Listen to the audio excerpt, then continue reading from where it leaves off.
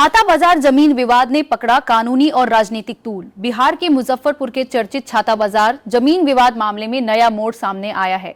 Ward 21 की निवासी मीरा जायसवाल ने अपने अधिवक्ता के माध्यम से वार्ड पार्षद केपी पप्पू को कानूनी नोटिस भेजते हुए गंभीर आरोप लगाए हैं। मीरा जायसवाल का दावा है कि द्वारिकानाथ उच्च विद्यालय के पास स्थित 15 डिसमिल जमीन उनके परिवार की पुश्तैनी संपत्ति है, जिस पर व्यवहार न्यायालय, पटना हाईकोर्ट और सुप्रीम कोर्ट तक उनके पक्ष में फैसला आ चुका है। इसके बावजूद स्थानीय स्तर पर कथित विरोध और दबाव बनाया जा रहा है। प्रेस विज्ञप्ति में आरोप लगाया गया है कि कोर्ट के आदेश पर होने वाली कार्रवाई में बाधा पहुंचाई गई और जमीन बेचने का दबाव बनाया गया। वहीं दूसरी ओर छात्रों के संगठन AIDSO द्वारा लंगट सिंह कॉलेज परिसर में मुख्यमंत्री का पुतला दहन किया गया। पटना में छात्रों के साथ हुई मारपीट की घटना के विरोध में कार्यकर्ताओं ने सरकार के खिलाफ नारेबाजी करते हुए दोषियों पर कार्रवाई की मांग की। मुजफ्फरपुर से संवाददाता नरेंद्र कुमार की रिपोर्ट। कॉलेज से BPSC TRE 4 के छात्रों का एक शांतिपूर्ण जुलूस निकाला गया था। ये बिहार सरकार 2 सालों से छात्रों को ठगने का काम कर रही है, वो नोटिफिकेशन जारी नहीं कर रही है। इसलिए BPSC छात्रों का ये मांग था कि ये सरकार जो है कि नोटिफिकेशन जारी करे।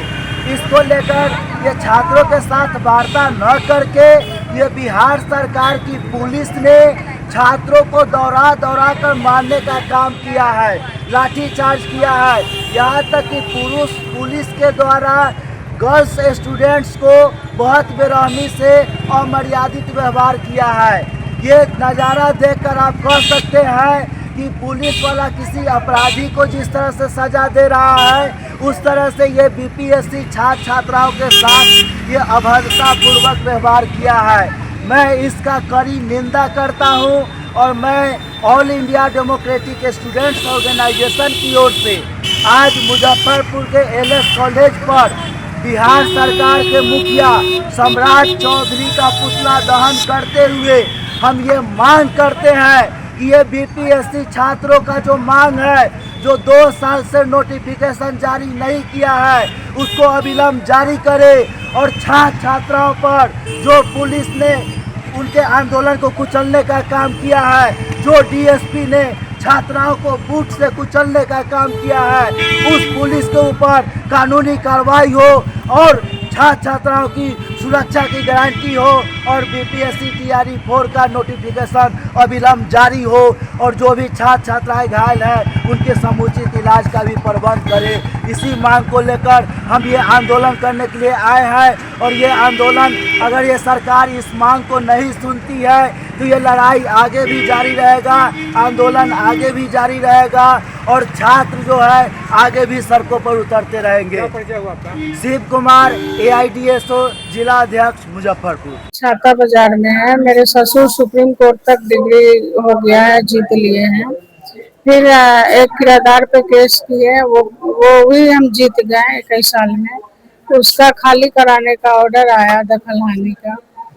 तो उसमें केपी पप्पू मिल करके सबको भड़का करके भीड़ इकट्ठा करके नहीं होने दिया, कानून का अवहेलना किया और फिर हम उसके खिलाफ नोटिस दिए हैं और बहुत परेशान किया जा रहा है।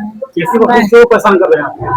उसको लालच है जमीन में कि बोला था कि हमें को दे दीजिए जमीन। कब कहना चाह रहे हैं आपका? हाँ, आज क्या किए? तो हम इनकार कर दिया, नहीं देना चाहते हैं उसको। आज क्या करने आए हैं?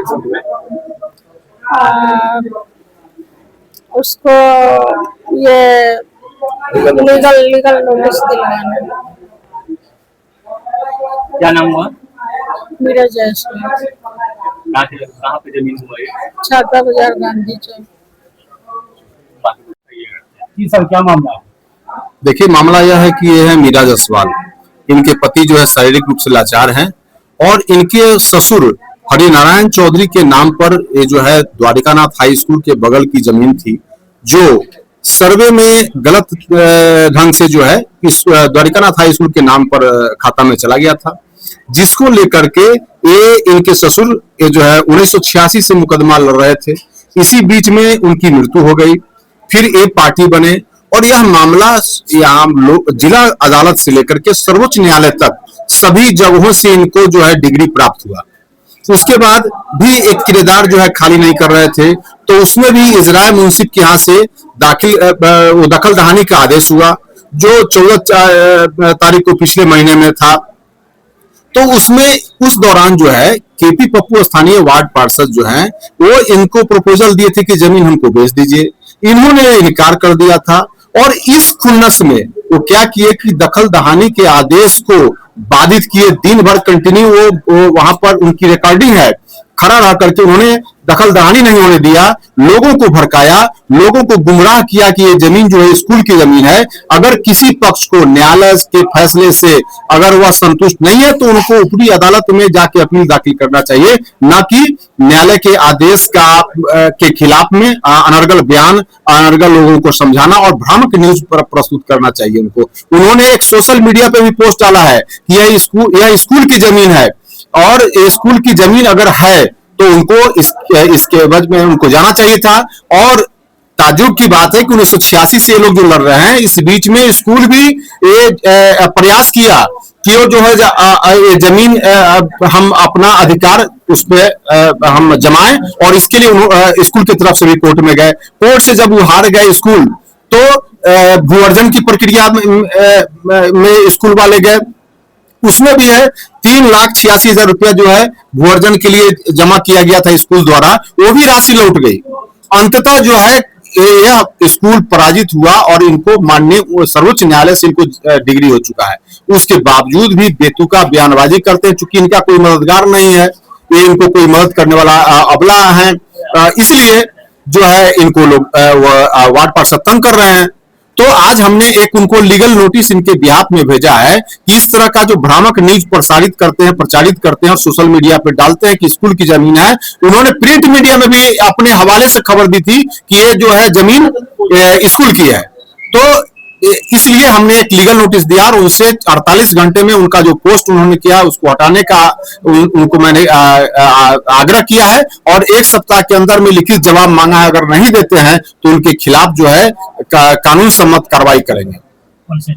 सुशील कुमार सिंह, अधिवक्ता, सह सचिव, जनहित मंच, मुजफ्फरपुर।